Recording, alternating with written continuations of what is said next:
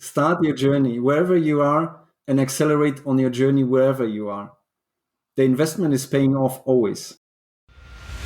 Coffee's for closers only. So we've established my proposal is sound in principle. Now we're just haggling over price. Let's see how much we're going for on eBay. Man, it's the same as Dunkin' Donuts. Costs 15 times the price. Welcome to Impact Pricing, the podcast where we discuss pricing, value, and the inseparable relationship between them. I'm Mark Stiving, and our guest today is Sebastian Wrobel. Here are 3 things you want to know about Sebastian before we start. He is the CEO of Valugram. It's a new startup, and I can't wait to hear what he's doing. He's co-founder and managing director of Pricing Works, a consulting organization. He led pricing at Steelcase. I used to have a Steelcase desk when I was younger. And believe it or not, he got lost with his dad for 2 whole days. Okay, to be fair, it was in the mountains, but he had search and rescue come get him. That was amazing. Welcome, Sebastian. Welcome, Mark. Thanks for having me. It's always fun. It's always fun. So are you embarrassed to tell people that you got lost for 2 days? No, it's basically one of the fun stories in my life, just because it was such an incredible event. First going to this mountain and then, experiencing these circumstances of getting lost is something that you remember for a lifetime.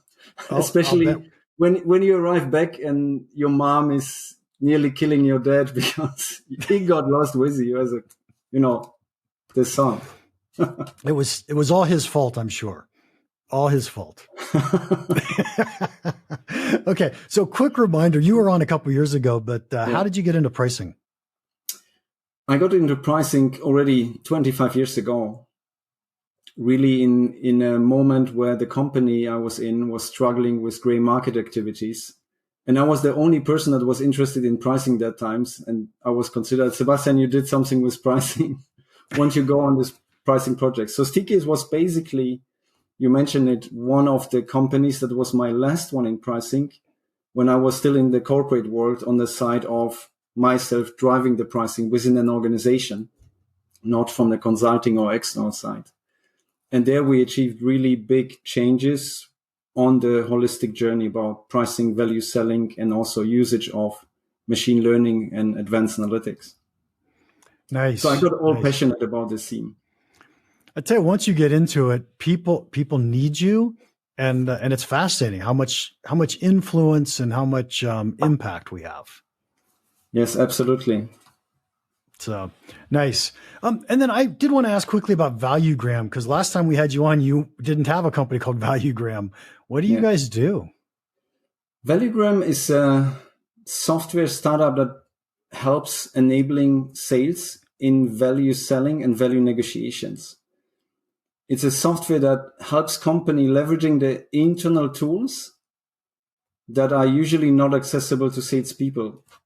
In fact, in my career, I was not only in pricing, I was also in procurement. So I have experience in life how difficult it is as a salesperson to have all the information needed at hand when negotiating with procurement. And while being in pricing, we have developed tons of Excel tools to help salespeople to quantify the return on investment, to compare competition and knowing where I'm better off than my competitor. The point is all the Excel tools, and now in the consulting world, I hear also from other consultants, we have developed this economic value calculator for our client.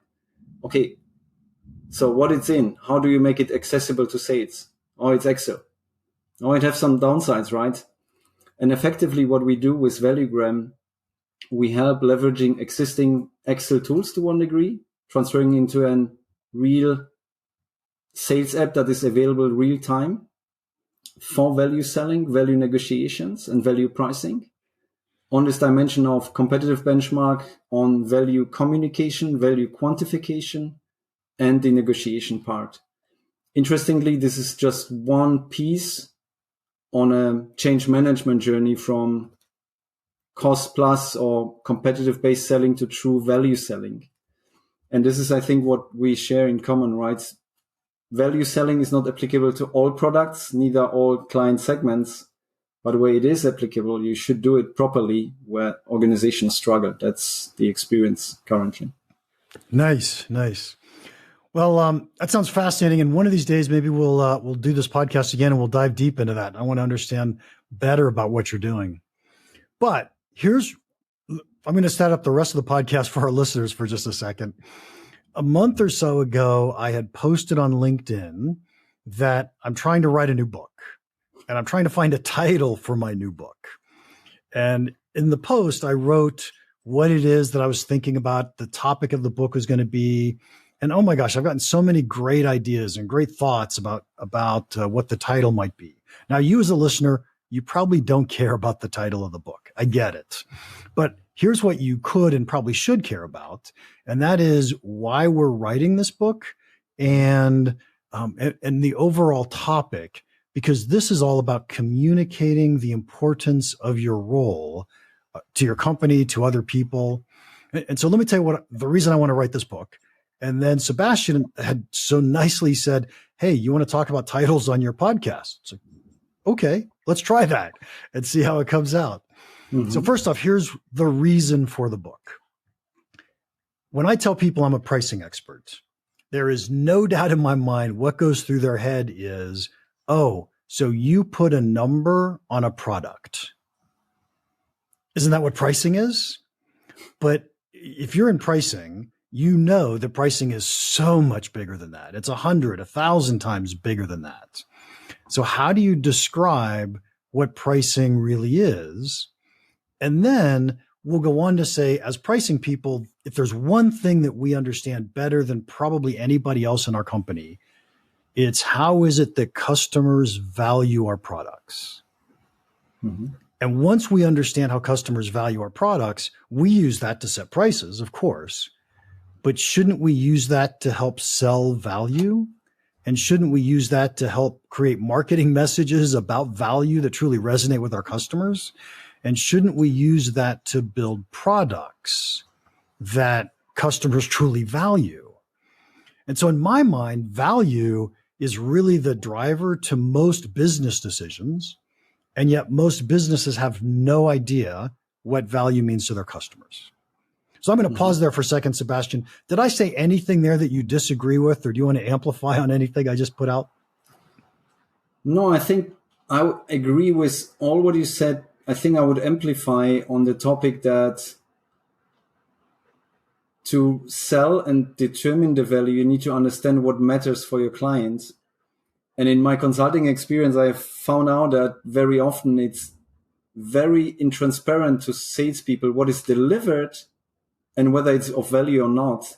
Already this discovery process is what many companies are missing out on. Yeah. And so what do you mean when you say the word discovery? Just let me make an example based on one of my projects. I had a client in the laboratory service industry. And what they usually were charging for was which type of laboratory testing they were providing to a client, and whether it had to be delivered on rush or not. That was the basic principle, right? What is my input and output on this testing? The laboratory testings, for example, on certain meat testings or fruit vegetable testings are pretty standardized. Whether it's rush or not, rush fee, okay, nothing very unique. What we did in planning a price adjustment, it was the discussion, what are they delivering to clients as well? And the issue, how it came up was we had a very big key account client that was highly unprofitable. But the company was dependent on this client volume. And I got opposed by salespeople saying, we cannot increase the price to this client because they are so important. If they turn to competition, we are done. I said, okay, so let's talk about what do you deliver? What is happening there? So I went through a discovery process to understand how does the service process look to this client? And I discovered, first of all, I asked, okay, do they need something special? Oh yeah, we have a report just created, individualized for them, and it's integrated in their IT system. Oh, what is doing that? Yeah, they need it for their internal reporting and for the external audit. And your individualization, what does it benefit? Yeah, they save a lot of time. I said, oh, They save time. Who saves time there? Yeah, this and this person. So, okay, what do you guess? How much time do they save per week? Let's quantify it per year. And we said, okay, what do you believe? What is the person paid?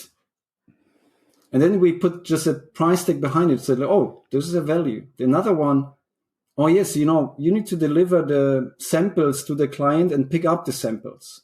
And we have adopted our routing to be the specific time at the client because they desired or asked for this to their convenience. I said, oh, to their convenience. What are you charging for that? Do you adopt your routing for their convenience? Nothing. I said, okay, why? It was already there 10 years ago. It was decided by the general manager, but have you ever challenged that? Is it required still today? And just going through what you deliver to your clients beyond your core product is sometimes a discovery that you find out there is much more value in what we're doing than we believe. And then to understand it and quantify makes the difference. Yeah, I think that companies just do such a horrible job at understanding the value they're actually delivering to their customers. I don't think I've ever walked in the door of a company where they truly understood the answer to that question. I think there is also one aspect in many of such companies, what I have recognized, pricing and the understanding of value is determined by those, let's say, engineers, technicians, physicians, whoever is the expert in their domain, but they are not thinking about commercial topics and pricing. So I think, yes, they probably did a bad job, but not by intention, but without having the guidance how to do it better. Yeah. So this, I think your book might be a great discovery here. Okay. So here's what we're going to do is by the way, I have business coaches, right? I think everybody should have coaches because it's other people who can think about your business differently than you do and give you ideas. You never have to say yes to all of them. You get to choose what advice you're going to take or not take. But to have a coach that cares about you and thinks about you is really valuable. And so what you're going to hear are several different book titles that coaches and I have come up with. And you are allowed to make fun of them all you want, Sebastian. I don't mind at all. But I'll give you the very first one that we came up with.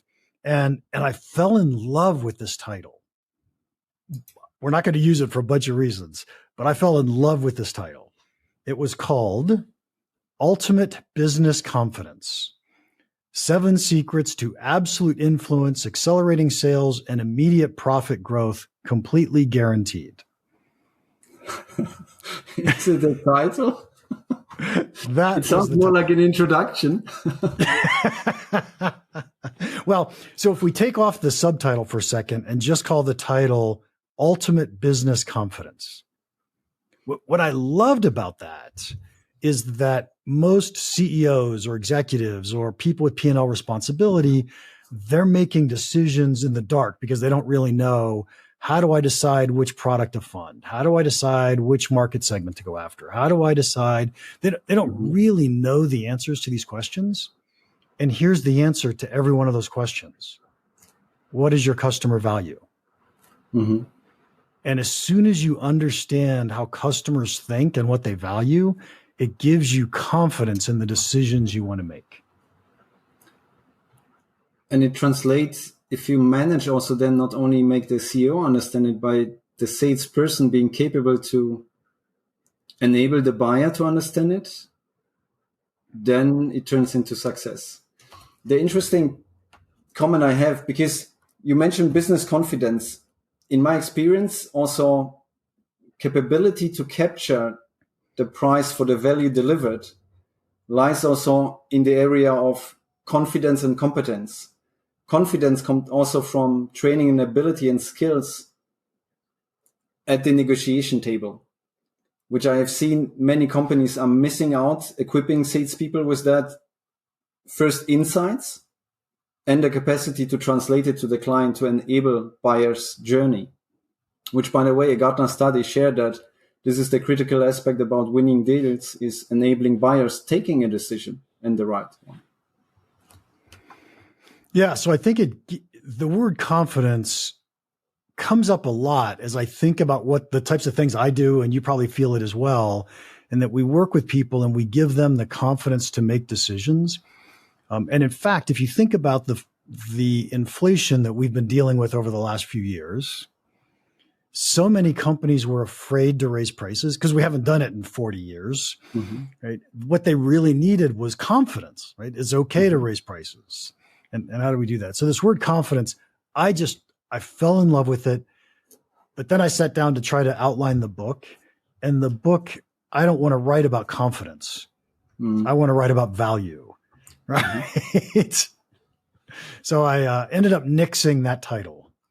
That one doesn't fit anymore, but I loved it at the time. So, give me your next one. Okay, here's the next one. The Secret to Skyrocketing Profit. So that's the title. Now I'm going to give you the subtitle. How leaders can confidently grow their companies, guarantee product success, and gain 17% more margin immediately. I would claim. So one of my business coaches loves the rule of threes and says, hey, here are these three things we could put in the subtitle. And by the way, we deliver all these, right? You're going to grow your company. You're going to build better products. You're going to get more margin. So we deliver on all of those. I would challenge one at least. I like the title. It's more broader than value, but where I was struggling with when you said you achieve immediately 17% of margin increase, because the word immediately is creating an expectation. I would claim no company, especially in B2B business, will deliver it. And even we consultants would fail on delivering it immediately. I kind of agree with you on that one. This one business coach is like, no one cares if the number's right. They care that you make the claim and it gets people's attention. But I'm with you that I would be a little iffy about putting my name on the fact that I could deliver that every time. It's interesting for me as a, European, this sounds very American, saying immediately 17% or immediately, the big numbers. I think this would be probably a good title in US. Not sure whether people in Europe would buy in instantly, just considering the cultural differences. I'm with you. And so now here's some other feedback I got from that title. So if you just look at the title, The Secret to Skyrocketing Profit, I had several people say it sounds like an internet scam.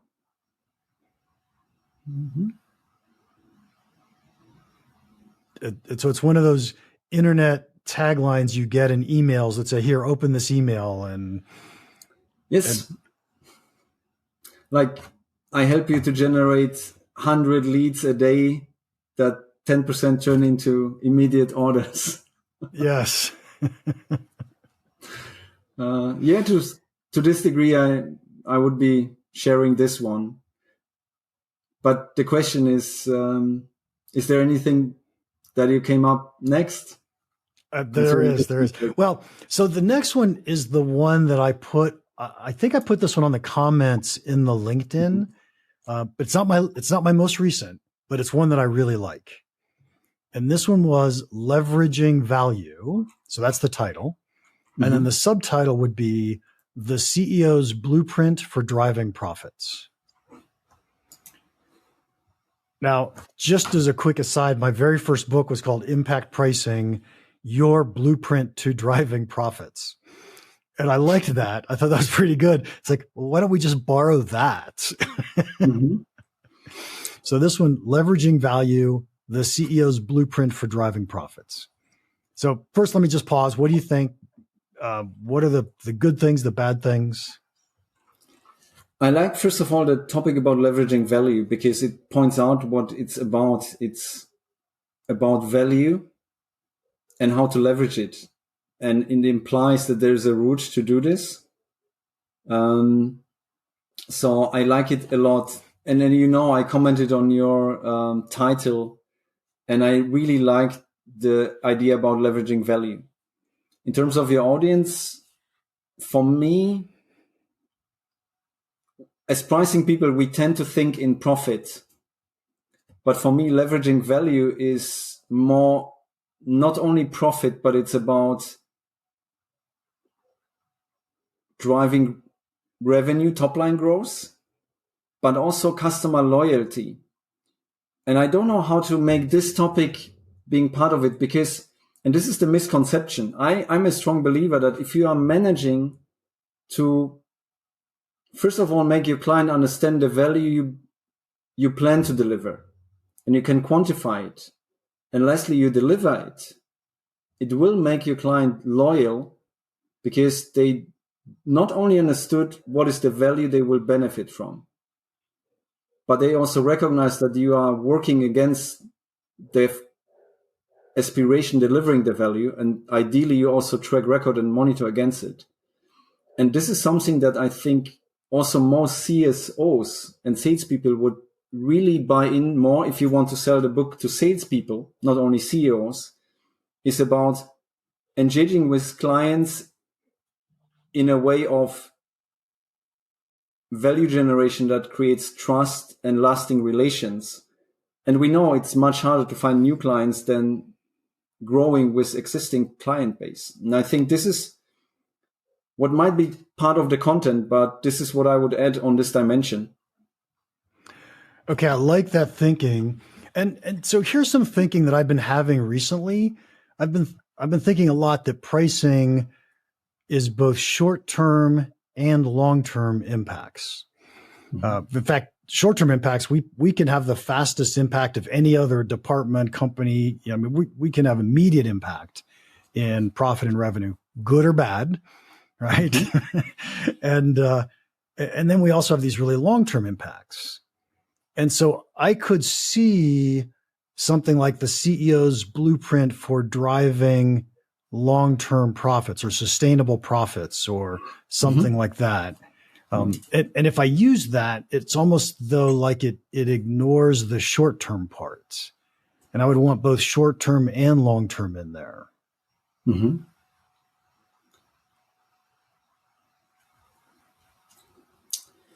Let me think about this. You mean you don't have all the answers immediately on top of your head? No, this one is tricky to make it catchy as a title, but definitely I would agree that it's not only long-term, but it's short-term. Yeah. Let me ask you a specific question.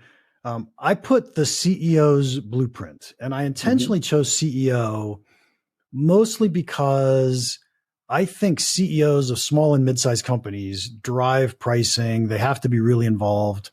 And I think that people who are P&L responsible for departments inside big companies would probably say, yes, I'm the CEO of my department. Mm-hmm. And so in my mind, it says this, you want to read this book if you have P&L responsibility. Mm-hmm. I'm not really after salespeople, only because my last book was Selling Value. That was after salespeople. Mm-hmm. But this one, I really want to talk to executives who are going to try to put it all together. Mm-hmm. Then CSO makes sense. The question would be, who is driving this kind of initiatives? Because when it comes to P&L and profit, I see very often also CFOs helping, initiating or accelerating such initiatives. Knowing also, this is at least my experience when looking at European pricing community, many experts are kind of rooted in finance and accounting or commercial excellence, because there is no job or education formally on pricing existing, not as I know, beyond the certification from European Pricing Platform or Professional Pricing Society. But there is no formal education on pricing. And I have seen many financial leaders that were driving pricing initiatives. The question is, will they also consider this?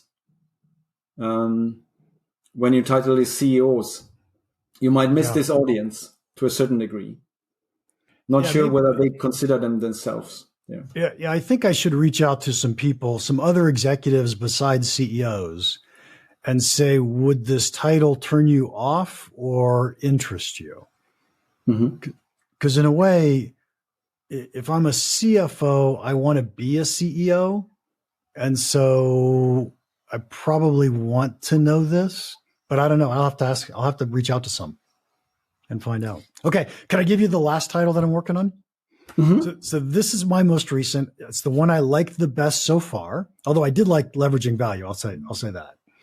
But it's the one I didn't tell you. The comment I got from a bunch of people is they didn't like the word leveraging. Right. It sounds too consultantese. It wasn't, familiar, wasn't attention grabbing. And so now here's the one that I'm leaning towards as of now, and that is the power of value, the CEO's secret weapon to driving profits.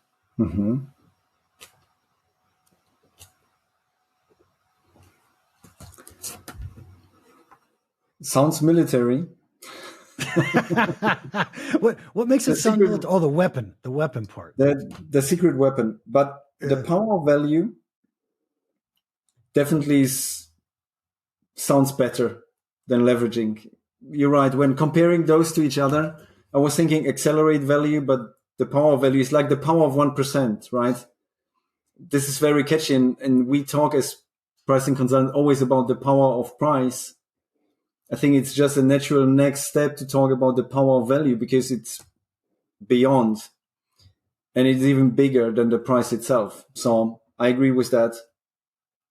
Secret weapon, definitely still it's a tool to discover and a concept to discover because it's, I have seen people are talking about value.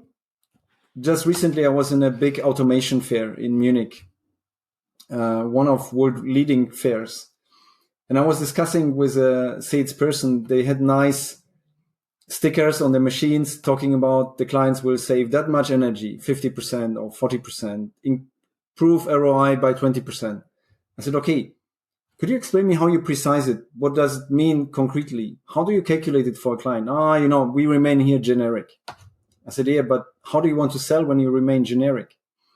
So obviously value is in the mouths of many people, but really exploiting it or leveraging the power is something people struggled with the how.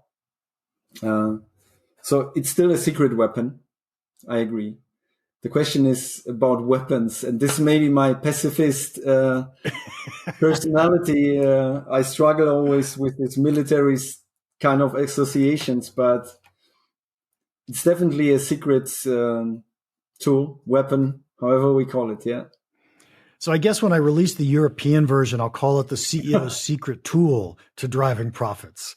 But the tool it sounds too technical. It might appeal to engineers and the technicians or the people that are about tooling and screws and hammers. For me, it's missing and also weapon is missing that because leveraging the power of value is also leveraging the power of people, right? Because it's not just about tooling and it's not about just the concept. It's the salespeople that need to bring it to the client. And what I'm missing is this human side of this. But let me think about it. It's difficult to come up with something great instantly. Oh, you have no idea how much time I and my coaches have spent thinking about these things. So I have no expectation that you're going to come up with something quickly. What about lever? It's something very simple. It's like coming from leveraging, but it's a lever, right? It's not the only one to boost P&L impact, top line, bottom line. So replacing secret weapon with lever, the CEO's lever to driving profits. Or the CSO's secret lever to... Secret lever. That's not bad. There's something there. You remember I shared also with you, I had a kind of very also negatively connotated version of leveraging value, or the power of value, stop top and bottom line bleeding, because this is the other reality, right? And it's the extreme of it. I see companies, and I think many companies will pay the bill. I had recently a discussion. Many companies, because of their poor price performance and maturity, they were running over the last year a flat increase overall for all clients, not considering their competitive position, neither the value proposition. And I think many clients or companies will face challenges right now when clients will come back and say, the price increase I have received from you the last 2 years is not reflecting our partnership or the value you deliver compared to your competition. I think there will be a bill to pay in some companies because, we had this topic about greedflation, and I think this is also not understanding value on both sides. I think this makes it urgent to act on this dimension. So probably what is missing in your title, maybe, or the subtitle, I think, is a statement that there's a high level of urgency working on it. Because for me, this is considering the last 2 years and behavior on companies on price increases. I was, looking at many announcements about price increases, and I've seen a lot of stuff going on, and it was very often too simplistic. Not micro-segmented, not purely thought through, right. Just, let's make it fast because our costs are raising 10% overall, 5% overall, 7% overall, 3 times a year. And I think the companies pushed some clients off opening to competition much more seriously than they ever have been thinking about it. And I think this was a strategic mistake made. And I think the companies are really now in urgency to act upon value proposition, value selling, and value pricing. Yeah, it would be nice to add some kind of urgency, short term. I'm going to have to think about that. But Sebastian, we are already over my normal time, so we're going to have to wrap this one up. Let me ask, regardless of what we talked about today, what is one piece of pricing advice you'd give our listeners that you think could have a big impact on their business?